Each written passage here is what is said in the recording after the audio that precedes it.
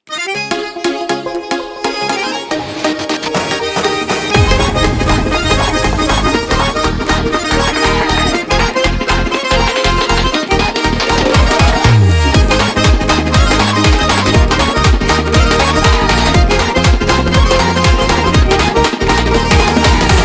bo'lak Xudoy bilan kimga ko'pni berasin, umrlarning xayrlisin ila sizga tilaysin.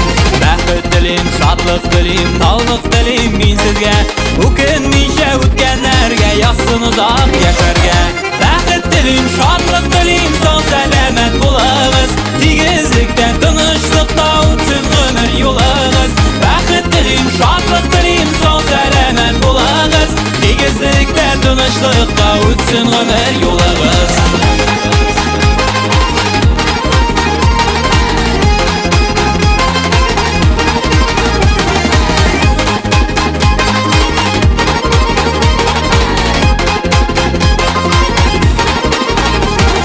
Dostlar direk Xudoy bilan jon dostlarning turlisin, do'st tuğanning eng yaxshisin ila sizga tilaysin. Baxt tilim, shodlik tilim, o'ng'aymasin yuzingiz, Xudoy bergan umrlarning qadrlarin biligiz.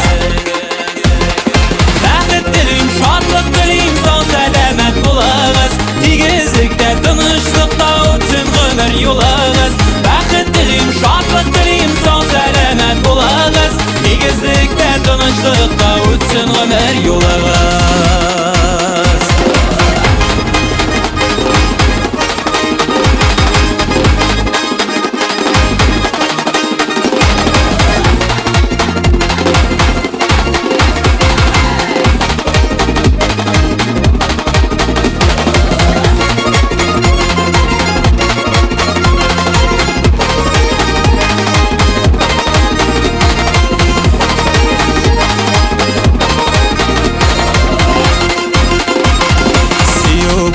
Xudoy bilan qachon hislar berasin, sof hislarning eng ulug'isin ila sizga tilaysin.